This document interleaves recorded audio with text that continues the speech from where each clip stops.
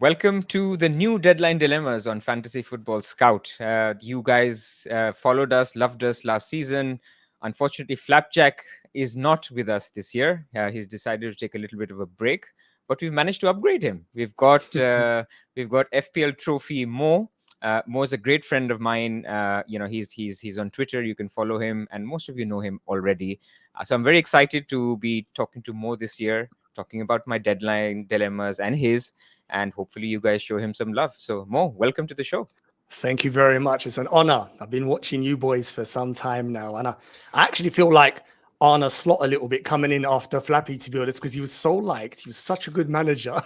So there's a slight bit of pressure here, but I'm hoping I can get stuck in and do as well as he did in this. I'm sure you'll be fine. No, look, I think we'll all miss Flappy, and it almost feels like he's left Twitter and stuff, but he's not. He's very much around. I talk to him all the time. But yeah, look, we move on, and a reminder to those who are new to the show: Deadline Dilemmas is basically a complement to the other things that FF Scout offers, and I think there's two great shows that are the long form shows, which is the Scoutcast, which is now taken over as by Hibbo and Nacho, as well as the Andy Mode, the great Andy Mode. And you also have Burning Questions with Sonaldo and Harry. So they're two good long form shows already. The idea behind this one is basically a chill vibe on a Thursday night or a Friday morning, where we just talk about where we are with our teams, what is the new information we've received over the week, because a lot happens, as we go along. Champions League happens, injury updates happen on a Thursday. So all of that we take into account and talk about our teams and what are we thinking for the deadline. So that would be the vibe of the show. And before we go to our drafts, a quick word from our FF Scout sponsors, FANTEAM. Hello, yes, I'm just butting into your video to tell you about FANTEAM, an amazing competition they've got going on, which is an unlimited season game, no budget. In the past, you've never been able to have Salah, Haaland, Palmer, Son, Saka, Trent. Well, now you can. There's a £30,000 prize pool, and exclusively for the watchers of this video and for Fantasy Football Scout kind of subscribers and people who read our content, there is a free ticket on offer. So if you sign up to FANTEAM, even if you don't do a deposit or anything like that, you're going to get a free ticket for entry into this competition into your account. Now, to show you how easy it is to get involved in this game and how quick it is, I've got my good friend here, Gianni, and I'm going to challenge him to pick a team in 60 seconds. So Gianni, are you ready? I'm going to get my little countdown clock here. Are you ready to do this? Good friend and guinea pig. Absolutely love that. Yeah, no, I'm ready. I've got the laptop ready. I've got two windows open. So fast fingers here. Okay, here we go. So 3, 2, 1, go. Raya and Pope straight in, top of the list. I had goalkeepers already set. Let's talk defenders though. Trent, yeah. White. I'm going for the most expensive team at the moment. Things might change. Porro. Gvardiol and Van Dijk, let's just put them in as well. Maybe they're bench players. Midfield, my FPL team, big debate over Son versus Salah versus Saka. Let's just have all three of them. Have all three, mate. Palmer, no one's got him in FPL. Let's put Palmer in. Watkins is in up front. Oh, Foden, let's him in the midfield. Watkins up front. Obviously, Erling Haaland. 26 seconds to go. I can't think of it. Right. I don't want João Pedro. Don't want Maniz. I'm thinking of all the players I had. Slanky. Who am I missing? I'm missing a forward. It's one of my favourite players.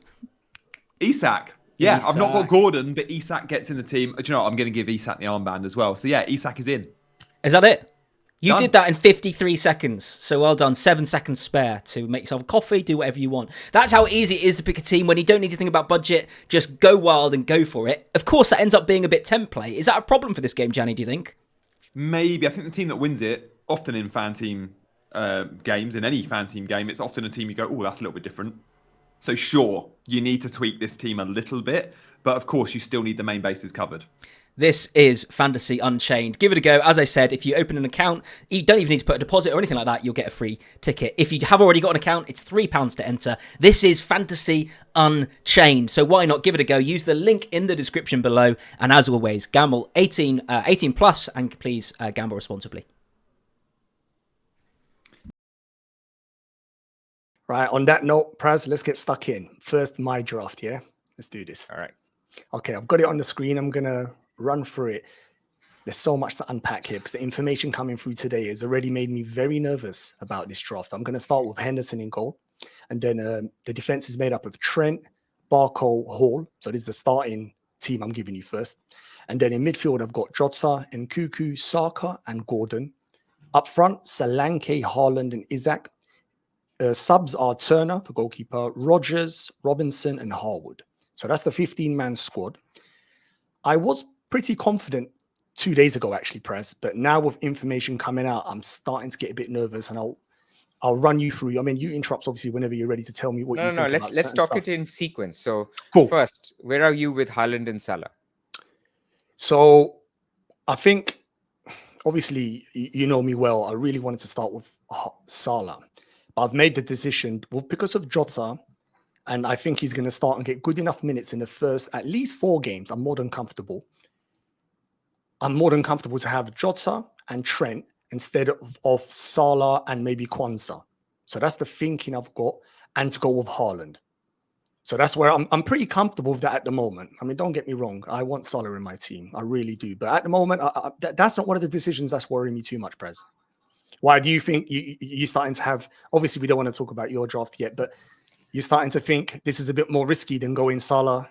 No, I don't think it's a question of risk. I think it's a case of wildcard timing. Like people who follow what I do, I tend to put a lot of weight on when I'm looking to wildcard, this year especially.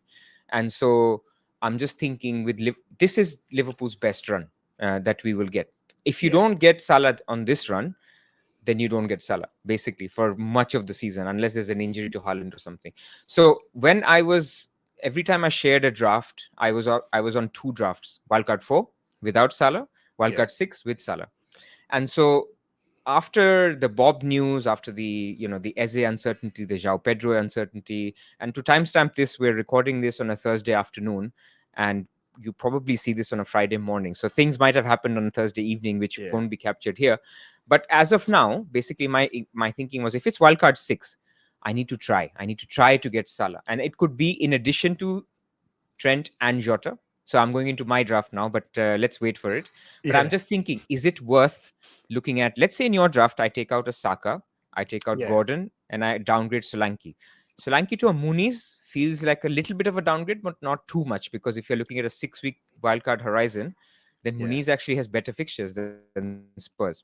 Then if you look at Gordon, Gordon I think is a great pick. I think that would be a little bit of a sacrifice. But then Saka upgraded to Salah feels great, because you will have that luxury in game week 5 to actually captain Haaland when Saka plays Haaland. Basically, Arsenal play Man City. That's where my mind was. So I think it's okay if Saka feels great. He's a great option, and I think Arsenal's first 2 fixtures are amazing. Even then, I think they should start off really, really well. So I like that structure. Let's go to your defense. Like, I think that defense looks light to me with 2 4 million defenders. So actually, let me finish on that Salah point. And I think it's an important point, because you can flip it the other way. Salah's the type of player I think you could possibly own, even in difficult fixtures throughout the season, where Jota, you get him in moments, and it looks like we're going to get him in this moment. That's the thinking, where I reckon, even I get what you're saying, the first 6 fixtures are gorgeous and you would want the best Liverpool assets, but Salah's the kind of player we've seen, he can score against anyone, even in difficult runs. He's like Haaland. I know Haaland the last 2 years has taken over. So I look at it, this is an opportunity to maybe go without, because this is Jota such a nice pick at that price, leading the line. And especially, I don't know if you saw, Praz, the interview today from Gakpo. He said Slot sees him as a left winger, which is pretty good, because it means now it's only Nunes and Jota. So that's really nice. I like that as well, yeah. Same as me. It really made me think, okay, this is good news. So that's the reason I'm pretty comfortable there. Obviously, you can never be fully happy without Salah. But yeah, that was my take there. But let me tell you about the defense. So Trent, I love. I think for me, he's one of the few players I'm fully locked in. I've got no headache there. 7 million. I think you're comfortable with that as well. But now, Barco, 2 things with this. First of all, it's a £4 million player. Yes, we're getting excited. We want enablers. But I saw a Stupinan training today. More information. We're getting closer to the deadline. That's already made me a bit nervous. Honestly, he's one of the ones I can say to you right now, he's not locked, Braz. Later on, tinkering, or tomorrow morning, a bit more information, he could come out. So I agree with the defense. Hall, 4.5 million. From what I've been reading, it looks like he's pretty solid. Obviously, I've still got Burn in the back of my mind. He gives them a bit more stability. Eddie trusts him. But we saw last season how much he struggled at left back. Teams actually, they isolated him. They really did it. And I can't see them repeating that again this season. So I think I'm pretty comfortable there. But if we include the subs as well, I'm in agreement. I got another 4.5 Robinson, who's a good pick, really good pick. Yeah. But then I've got Harwood, a 4 million. Now, I don't think I've ever started a season with two like £4 million players. That is making me uneasy. So to summarize what you said, the defense is very light. I've got one big heavy hitter and the two very cheap, well, three very cheap players, and I'm not that comfortable. I think that's going to change, Pras. Okay. All right. And who are you thinking of? Like, if you were to change it, do you go up to like a Guardiola, Saliba, or are you looking at a Munoz or someone like that? So I've considered all of them. I think I would go up to a 6 million. I would prefer, actually, the more I think about it. I'm not sure if I would go Munoz. I don't want to double up on Crystal Palace. I know you shouldn't really think like that, but maybe at the start of the season, I'm not quite sure. I just still want to see them. They've lost they've lost Elise and Mateta's just back. I'm not sure the balance. So I don't want to double up anyway in Crystal Palace defense. I won't go Munoz. It would more likely be Vardy or what's his name? Gabriel. So that's the two I considered. In fact, I had them in my draft. I rearranged it because I reduced the money there, Pras. I was able to get a Solanke and Saka. Before then, I didn't have that. If I go, say, a Saka to a cheap... I had Bruno Fernandes, actually. So if I went back, if I reverse that, which I'm quite comfortable, I think Bruno could reappear back. Because if I go there, I'm not saying he's the same level player as Saka or the team's the same level, but he's a good pick, especially for the early fixtures. And it means I can improve that defense. Right. So that's where my mindset is at the moment regarding that. But I'll be honest with you, I got a feeling, Pras, I'm gonna fix that defense. I don't want to go into two £4 million players and a 4.5s. Yeah, I'm not comfortable. Got it.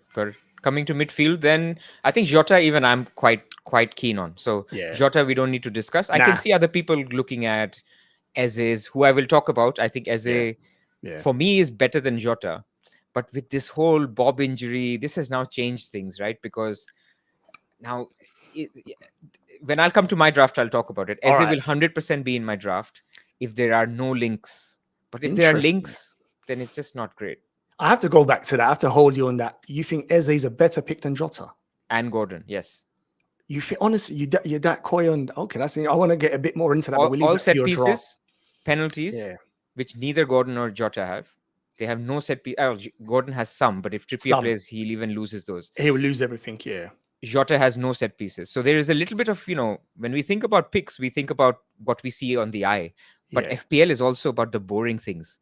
100%. Saka we love because he's on pens, he takes corners or on one side. Eze will take corners, he'll take pens, he'll take free kicks, and he's the talisman. So I just like him for that reason. And plays more minutes. Like Jota could play 60, 70 minutes.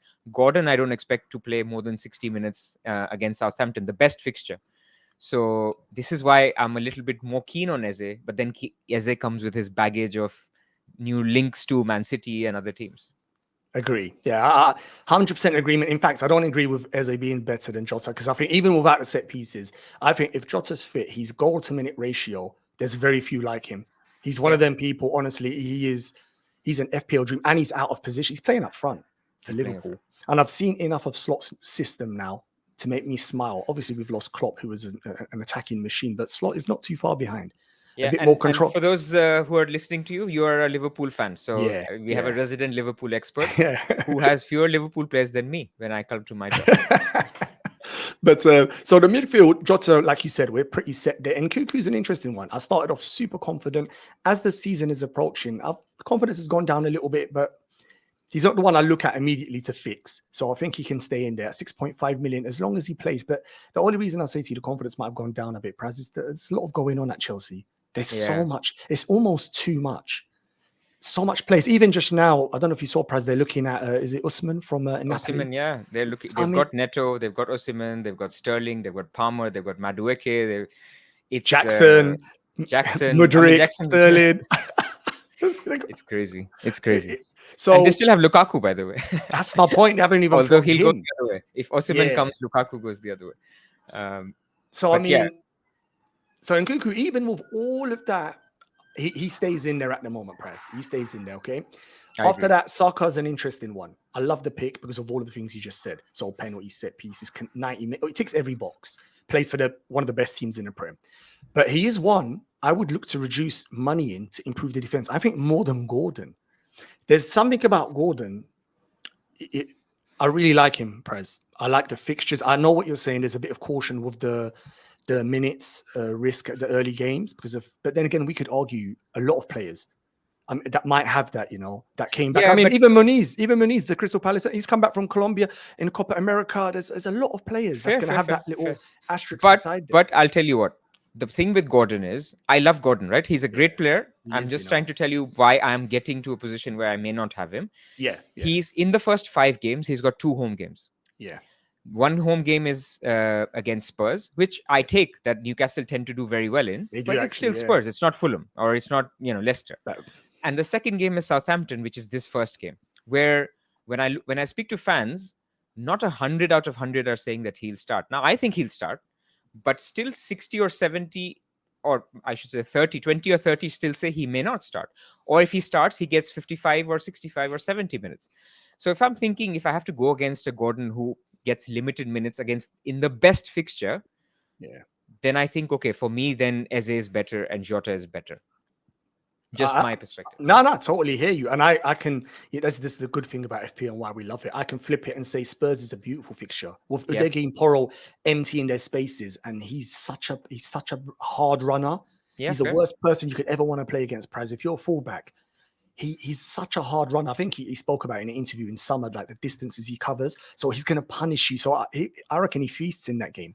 So I'm really keen on him. The only one which would scare me, like you said, is like he doesn't start. That would really hurt. I mean, I don't mind 60 up 70th minutes, but not starting would hurt. That would be hard to take. Fair. So the only other midfielder is to mention is Rodgers. Now, he's had a great preseason. It's a lovely price. Played the most minutes for Villa in preseason, but there's still a small part of me worries. Like I don't know. Maybe because obviously I'm not a Villa fan. I would be more confident if I understood everything Unai Emery is going to do there. But I really do love him. And it looks like he's going to play either up front or the left. So a very attacking position we're getting here, Praz. And at 5 million, I love him. But there is still he's another one I can't say to you I'm 100% locked. If I get more information later, say Unai Emery says something in a press conference, and we know they're still trying to buy.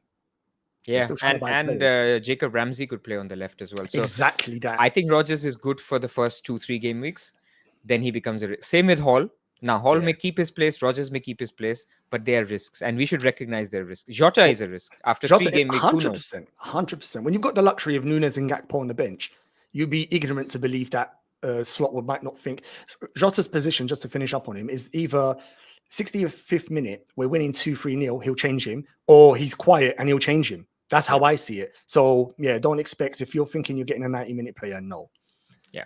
So, Rodgers at the moment, not 100% locked, Praz. I'm going to wait for the information, but I do like him because what you said, I don't want too many potential transfer time bombs. I don't want that. I can handle 1, 2. I can't handle like 3 and 4. Like, that's too much for me. So, he's won the question marks on. Now, up top. It looks gorgeous, this does. I really do like it. We're going to go with Solanke. He was a late inclusion. Perez. I wasn't that keen on him, but from what I've been reading, it looks like he's going to start. And I like Spurs' 2 fixtures, and I'm willing to put my hat in there for that. And I think the price is very good, 7.5 million for a Spurs attacker. And the uncertainty parts, there's Richarlison is still floating around. We saw Kulu. No, I think he's first choice. It's just about minutes. Like Richarlison will eat some minutes. That's what I mean. That's exactly what I mean. But he'll start. Which is annoying. It's the early part of the season. I think that's one of the things I'm going to be keeping in a big eye on is the minutes. Squads are getting so big and strong. They're all going to rotate, but I'm going to try my best to minimize those players. For example, if Solanke becomes a 70th minute player, Prez, then I'm not going to, I think I'd move away from him. I'd want him for more time than that. But I like him. Haaland, we don't need to discuss. I think everyone's like a lot of people, not everyone, a lot of people are going there. And then Isaac as well, very similar to Haaland. So what do you think? What do you think, Praz? Look, I think this is the stellar front line that you can have at the moment. If people who want to go cheaper, then they go Solanke down to somebody else, which I will show that I have tried to do. But I think Haaland and Isaac pick themselves. Like there are certain teams out there that will go without Haaland. Yeah. Fair. Good luck to them because you can afford a lot But there's a reason why Haaland is 15 million. So, it's like saying, if I didn't do this, then if I didn't work, then I could have achieved so much in my life. Well, if you didn't, if you had 9 more hours, exactly, yeah. You also don't have money. So it's the same with Haaland. If you don't have spent his budget, then you'll do a lot, but you also won't have points from Haaland. You could obviously make it up with other picks. So nothing wrong with going against Haaland, but I think Haaland, Isak are pretty nailed. I think those two I've not considered one bit, if I'm honest with you, Pras. They're the two. But Solanke, I've had 3 players in that. In fact, I think I've had 4, and I reckon you might have touched on all of them. Whether it's Muniz, Wood, and Pedro, and they've all got their pros and cons. Like Pedro almost seems too good to be true, Pras. I love them at is it 5.5 million penalties? I rate him as a player, but then they've bought another attacker.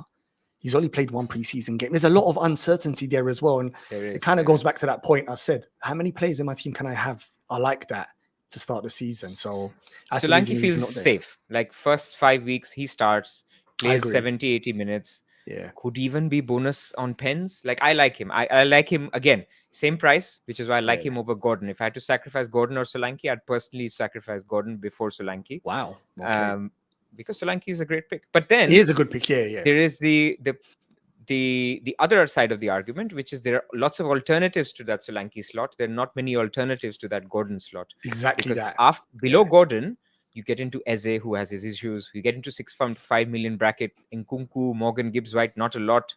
6 million, 5.5 million. There's some picks, but nothing long term. So look, I like your setup. I think it's a good, sensible, safe setup to start. Apart from the defense. Yeah. And I think the money, to be honest, Pras, the next time before deadline, are you going first, Pras, or not? Can't remember if you are or not. Long story. I'm planning to, but there might be a spanner. But okay, cool. No worries. But if I see the reason I was going to say that is that I'll show you, and I got a feeling some of the players could change actually, and Solanke could be one of them. Right. Okay, good. So overall, before we end, by the way, what we will do is you tell me what are the things that may happen that may change your mind, like transfers or press conferences between now and the end, and I'll do the same. So have a think around that while I read out my team. Cool. No worries. Let me go to your team.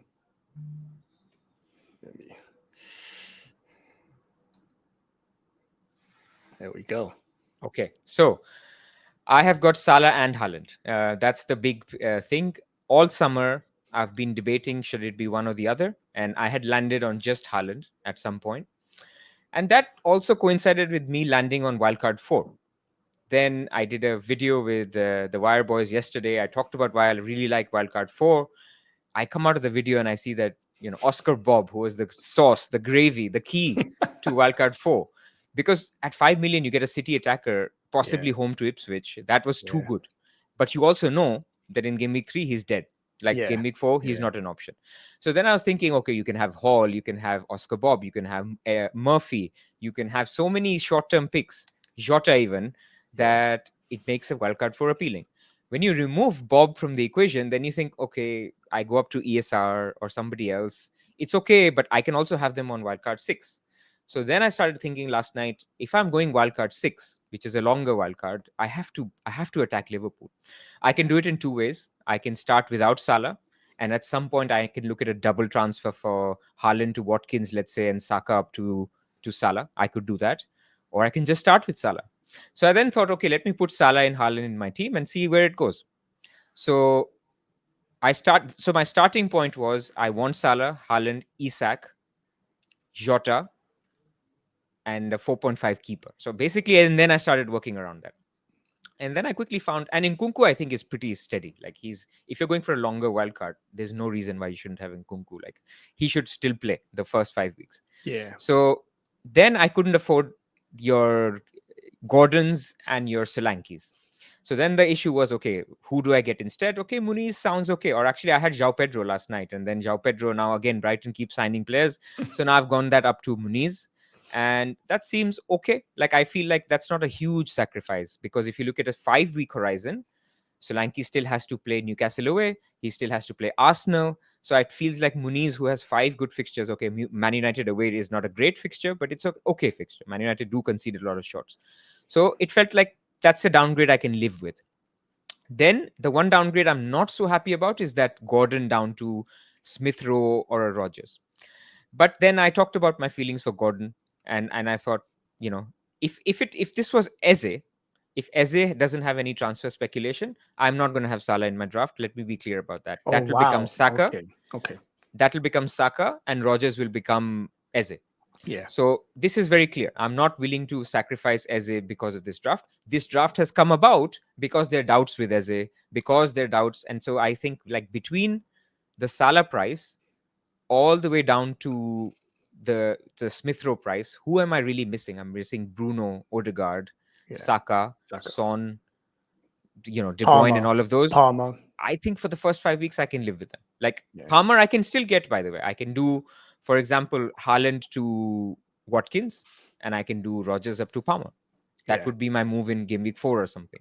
So I can still get to one of those mids later. Instead of getting Salah later, I can get one of those mids later. So that is the thinking. So that's how I've developed this team. Can I say for sure that this will be my team? No chance. Like I'm still going around in circles, like especially this Salah, Saka versus Rodgers and Eze slot. But I think apart from that, if I look at my defense, I've got Trent, who will definitely be there. I've got Henderson as a 5-week keeper. I think he's fine. It could also be Flecken, but Henderson seems fine. Then I've got a rotation between Newcastle and Villa. So the idea is that Lewis Hall gives me that upside for 2 weeks. And after 2 weeks, if he's dead, fine. Konza has good fixtures, 3, 4, 5. So I'm happy with Konza if Hall doesn't become an option. And then Munoz I play every single week. I could also make Munoz into a 4.5 defender, let's say Robinson, and I could upgrade a Barco to another 4.5 defender. So that's also an option to make it basically 4 rotating 4.5 defenders. I like that as well. It's not a bad strategy. So that would be my defense, and I think that would sort it quite a bit. Nkunku will stay. I think Jota pretty much will stay. I think Rodgers feels okay, even though I miss Oscar Bob with the bottom of my heart. And if Rodgers doesn't it becomes a non-option, then hopefully Smith Rowe with the good fixtures after Man United, he can still cover. And if it does become a bigger issue, then I will need to downgrade an Isak to a João Pedro or a Haaland to a Watkins to fund an upgrade in game week 3 or 4, and I'm okay with that. And then my front line, I think we talked about Haaland, we talked about Isak, we talked about Muniz. So I would like João Pedro over Muniz, but with all these new signings, maybe Muniz is the way to go. What about Wood? You don't. I just think with Awuni coming back, I prefer Muniz to Wood. Like I think if it's a short term, only first 3 game weeks, I think Wood is better. But I think if you look at a longer horizon, if you look at game week 4 and 5, let me open the fixtures. Who do Fulham have in 4 and 5 versus who do Forest have? I don't know if you have it in front of you. Let me bring it up. Where is it? So Fulham's fixtures in 4 and 5. Where are they? We've got West Ham at home, game week 4, and Newcastle at home. So it's 2 home games. Newcastle at home, albeit not easy home games. But 2 home games. And if you look at Forest, they're 2 away games, if I remember correctly. Let's have a look at Forest. Should have had that right in front of me, shouldn't I? No, I should have as well. Yeah, no. There we go. First game week. You got it, yeah? Okay. Yeah, so he has Liverpool away and Brighton away in 4 and 5. So that's why a longer wildcard horizon makes Muniz better than Wood. If you were on wildcard 4, then Wood is better than Muniz. Yeah. I get it. I get these comments on every video. Why do you lock in your wildcard? This is your reason. No. If you're on 4, you get Wood. If you're on 6, you get Muniz. The reason people ask you that, and I think it's actually a good point. It'll be one of the questions I want to ask you. I've been watching you before I even knew your content, and you've got that mind. You always think like strategic. Not a lot of managers do that. I mean, even me, I'll be honest right now. I tried to look at windows because I've seen managers like you start pinpointing windows, and I wasn't almost too comfortable. I almost looked at the wild card as a break glass. If something goes really bad, Pras, I can quickly try and fix my team. Where you're looking at it strategically, like you said, because of your wild card thinking, you're thinking the first 6 game weeks, I'm attacking Liverpool to the maximum, which makes perfect sense. That's possibly, especially the way the season's going to go with the doubles and whatnot, that might be the best play. But not a lot of managers do think that, hence why I reckon you get a lot of questions. Their mind, even me, I think, oh, wild card, no, that's my back pocket. If I do mess up, just say I'll start the season, my 4 million defenders vanish, Hall vanishes, I'm going to activate and save myself. That's how I've seen it. Fair enough. Yeah, people can play the game differently. So, but I mean, I think more than before, this year the wildcard will be more flexible, right? I mean, you don't have to dead end, because earlier seasons you also had to think about, oh, this window works because you can also sell Haaland, get Salah, and you dead end and then get Haaland back. This year you save your transfers, so you don't need to do that. Totally agree with you. I mean, looking at your team, I really like it. You know, obviously the triple Liverpool for me, I've tried to make that work. One thing I'm not sure if you've considered, I've actually considered, for example, press conference, you said about information. If I thought Robertson was locked, I was considering a double Liverpool defense. I know that sounds crazy, but the way Slot uses these fullbacks, Pras, I think it's going to become something pretty big as the season progresses. I've seen enough to think that they're going to be doing really well.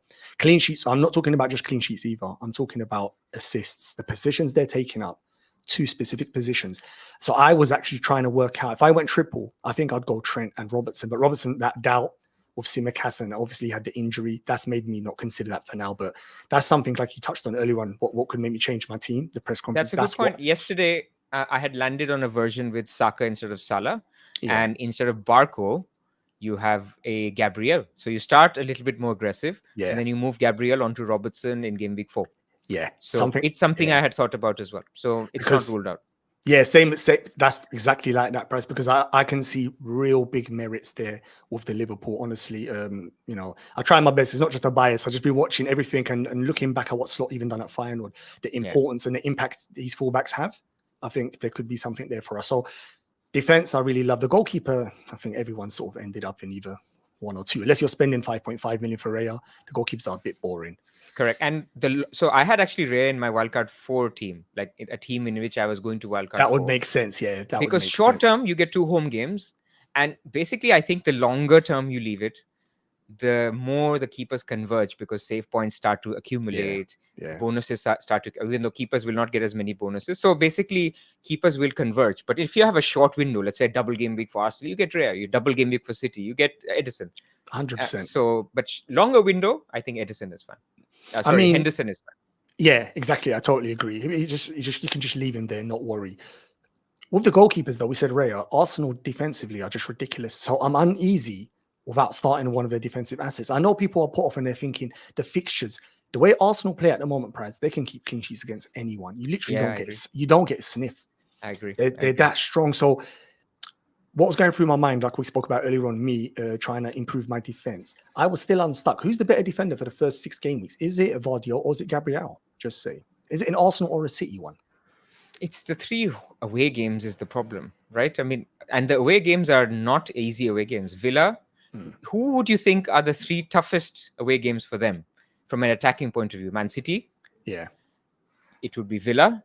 Yeah. I mean, Villa would be up there, and probably Liverpool. So instead of Liverpool, now you have Spurs, which is a North London derby as well. Yeah, and there's Spurs goals in give it a go. Yeah, 100%. Spurs give it a go. Yeah, 100%. Yeah. It just feels like, can you take it on? We could all be sitting here. Arsenal could have 4 clean sheets in the first 5 and think we're idiots. But it's worth taking on. You know what I mean? Like, it's worth taking on a Saliba for sure. Like, a lot of people are not going Gabriel because they're scared off with Calafiori or stuff. So Saliba is a 6-point guy. Like, okay, he can score. He scored in preseason. Again, I can look like an idiot in the first 3-4 weeks. But I'm more scared of Gabriel than Saliba. Totally agree. He's the aggressor in the box. Don't get me wrong. We know Saliba's an elite centre-back. And he plays more minutes. No problem there. But Gabriel, there's more potential there for headers. So stating the obvious, he's got the best. Since he joined the Premier League, no one's matched him. So it's not us just making it up. It's actually factual. He just, in the box, he's such a big threat. So, yeah, I was considering one of them. That's something we could change. But the rest of your team, Rodgers starting. Like, he's on my bench. I love him as a player, but a little bit of uncertainty. You've got subs, though, to take it up. You've got 2 subs, actually. I've got 2. I might have 3 if I bring down Munoz as well, too, from Barco. Which I think I'm talking myself into. Like, I could easily get a Robinson and who would my other, maybe a Dunk. Robinson and a Dunk sounds like a little bit better and safer, especially if Hall becomes a non-option as well. So maybe I do that. But Salah, going back to your one, so you've got Salah and Haaland. One of the big lures of having Salah, that amount of money, is the captaincy. Yep. In those attacking 6 game weeks, have you highlighted, would you actually captain him in a couple of them games, or no? He's there just for Game week 5, 100%. Okay. He's the clear best captain game week 5. by far. Because yeah. City play Arsenal, right? Yeah. So you could captain Haaland at home to Arsenal, sure, but we just talked about how good Arsenal are defensively. So I'm expecting maybe a goal, maybe a 2, but Salah is the money fixture that week. Apart from that, you could make an argument for game week 1. Like you could say Ipswich away is a better captaincy than Southampton at home for Isak. But to be honest, it's close. So you don't have to get Salah for game week 1 captaincy. Isak is just as good. Maybe a little bit better, given that slot uncertainty still exists. And plus, I feel like he's just like, I'm comparing Salah not to Haaland. I'm comparing Salah to Saka, because I'm sacrificing Saka to get Salah. And when I'm looking at Salah's fixtures and I'm looking at Saka's fixtures, the debate in my mind is it worth these other sacrifices? And at the moment, I think I'm okay. I think if you're asking me, is Salah going to outscore Saka in the first 6 game weeks, I can say yeah. I'm more than confident, that he will do that. I think that money is spent well. You get a return on that from Saka. We know Saka is Saka, but yeah, Salah is another level up. I know Heartland's looked upon, like you said, differently, but Saka is another, And the rest of the team, I like it. I like the team. Muniz is the only one I like the look of Solanke than Muniz, but obviously we spoke about this. It's the sacrifices you got to make. Yeah, so tell me now, before we close, between now and the deadline, what are the big pieces that you're looking out for, like from various managers or transfer news, or what's keeping you awake until the deadline? So I said it a minute ago with Slot and Robertson. If I thought Robertson's locked, I think I could change my mind and go double Liverpool defense. So that's pretty big, very influential decision there. That could be one of them.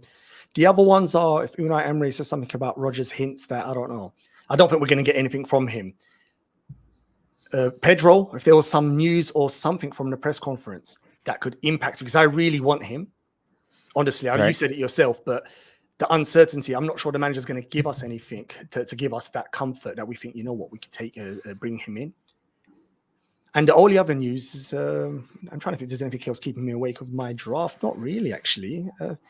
No, it's only my £4 million players. Yeah. Barco, if the manager said it's stupid and he's just started training, he's still 2 months away or a month and a half. Well, we had the conference for Brighton already. Exactly. So now we're not going to get anything. We're not going to get that, exactly that. So that's worrying me myself. So, yeah. Okay. I mean, with me, it's mainly Eze. So, as I said, if these rumors are still circulating by Friday afternoon, that Man City could be in for Eze, because he has a release clause, right? I mean, there is a value. Like, Crystal Palace can't stop it. They can't, no. It's a question of, would Eze want to go and become the next Grealish? Like, if you think about it, Eze went to the Euros, Grealish didn't. Yeah, because totally Grealish was not getting the minutes. So would Eze want to do the same thing? Phillips is another one where he goes to Man City, goes out of the England team. Ruined his career completely. So that whole narrative that used to exist, I think, when you and I started watching football in early days, you have to play for the big club to get into the England team. I don't think that exists now. Of course, Southgate is not the manager anymore, but I think there is an understanding that good players will still get into the England team. You don't have to go to a Man City. So maybe he doesn't go, but you never know. Like, it unsettles people if he doesn't start game week 1, because there's this speculation. It would put me off, and that's why I've made this draft, which doesn't have Eze, but I love Eze. And if there are rumors, or if there is a statement that Eze is here to stay, sometimes, even players say, I'm not going anywhere kind of thing. Then he'll be back. Saka will be back. Eze will be back. But surely he still plays until he's gone. He's like one of their best assets. Crystal Palace are not going to want to start the season without him on the pitch. And you do see players, even though they're that close to transfers, they'll play them unless, You're adding another issue is all. Like, you're adding another issue. Like, you could have an issue in game week 2, in game week 3. That's the problem. Yeah, totally anyway, agree. Let's leave it there. Thank you, everybody, for joining us. It was a very quick turnaround. Obviously, you're getting this on a Friday morning, so you will have, let's say, a few hours to lock in your team, but don't stress out, would be my advice. I mean, game week 1 doesn't define the season. It's what you do, I think, in the later half, like when the real planning starts and the double game weeks come. So don't stress too much about those last 2 picks. It's not the end of the world. All right. On that note, thank you very much, Pras. See you, everyone. Thanks, everyone. Bye.